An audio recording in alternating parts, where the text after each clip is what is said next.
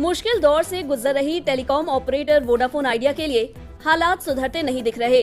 Company के लिए खुद को मार्केट में टिकाए रखने की जंग सबसे बुरे दौर में जाती दिखाई दे रही है। सरकार भले ही कंपनी को बंद होने से बचाने का इरादा जाहिर कर चुकी हो, लेकिन प्रमोटरों के कंपनी में पैसा डालने में दिलचस्पी नहीं दिखाने से वोडाफोन की दिक्कतें बढ़ती दिख रही है। कंपनी के प्रमोटर इसमें पैसा लगाने के लिए तैयार नहीं है और इसके चलते सरकार भी इस कंपनी को कोई राहत देने से बच रही है।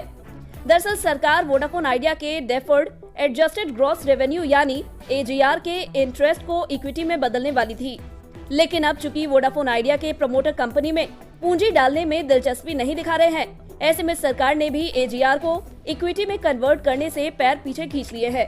इकोनॉमिक टाइम्स की खबर में इसका जिक्र किया गया है। वोडाफोन आइडिया के प्रमोटरों में यूके की वोडाफोन PLC और आदित्य बिरला ग्रुप शामिल है। प्रमोटर कंपनी में 2000 से 3000 करोड़ रुपए डालने की मंशा जाहिर कर चुके हैं। ये पूंजी कंपनी को फिर से खड़ा करने और टेलीकॉम सेक्टर में जियो और एयरटेल को टक्कर देने के लिहाज से नाकाफी है। माना जा रहा है कि वोडाफोन आइडिया को कारोबार चलाने के लिए करीब 40,000 से 50,000 करोड़ रुपए की जरूरत होगी।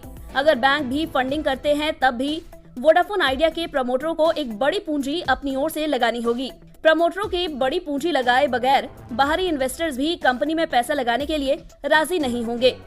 प्रमोटर अब तक कंपनी में करीब 4,900 करोड़ रुपए लगा चुके हैं, जिसका एक बड़ा हिस्सा इंडस टावर्स के बकाये को चुकाने में खर्च किया जा चुका है।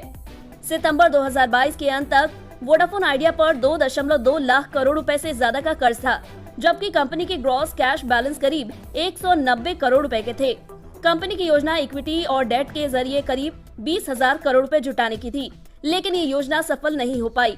बाहरी इन्वेस्टर्स चाहते हैं कि पहले सरकार अपने AGR बकाये को इक्विटी में तब्दील करे और उसके बाद वे कंपनी में पैसा लगाएंगे। यही तर्क बैंकों का भी है। वे भी चाहते हैं कि पहले प्रमोटर कंपनी में पैसा लगाएं और तभी वे भी कंपनी को नया कर्ज देंगे। पैसों की किल्लत के चलते ही वोडाफोन आइडिया अभी तक 5G का लॉन्च भी नहीं कर पाई है, जबकि कंपनी के कॉम्पिटिटर जियो और एयरटेल दोनों ही कई इलाकों में अपनी 5G सर्विस लॉन्च कर चुके हैं। 2021 में डिपार्टमेंट ऑफ टेलीकॉम ने एक टेलीकॉम रिलीफ पैकेज जारी किया था। इसके तहत टेलीकॉम कंपनियों पर सरकारी बकाये को इक्विटी में तब्दील किया जाना था। वोडाफोन आइडिया ने इस ऑफर को स्वीकार किया था और डेफर्ड स्पेक्ट्रम इंस्टॉलमेंट्स और AGR बकाये के 4 साल के इंटरेस्ट को इक्विटी में तब्दील करने पर रजामंदी जाहिर की थी। सरकार का वोडाफोन आइडिया पर ये बकाया करीब 16,000 करोड़ रुपए का बैठता है। इस बकाये के बदले सरकार के हाथ वोडाफोन आइडिया की करीब 33% हिस्सेदारी आ जाएगी। हालांकि सरकार ने अभी तक अपने बकाये को इक्विटी में कन्वर्ट करने का कोई फैसला नहीं किया है, क्योंकि सरकार चाहती है कि प्रमोटर या स्ट्रैटेजिक इन्वेस्टर्स पहले कंपनी में पूंजी डाले।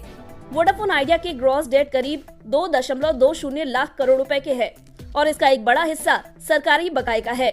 इसमें 1,36,600 करोड़ रुपए डेफर्ड स्पेक्ट्रम पेमेंट के हैं और 68,500 करोड़ रुपए AGR बकाये के हैं। फाइनेंशियल इंस्टीट्यूशंस के कर्ज करीब 15,000 करोड़ रुपए के हैं। इस हिसाब से देखा जाए तो मौजूदा हालात वोडाफोन आइडिया के लिए अच्छे नहीं है। सरकार अगर अपने बकाये को इक्विटी में तब्दील नहीं करती है तो कंपनी के लिए बेहद कड़ी प्रतिस्पर्धा वाले मार्केट में टिके रहना आसान नहीं होगा।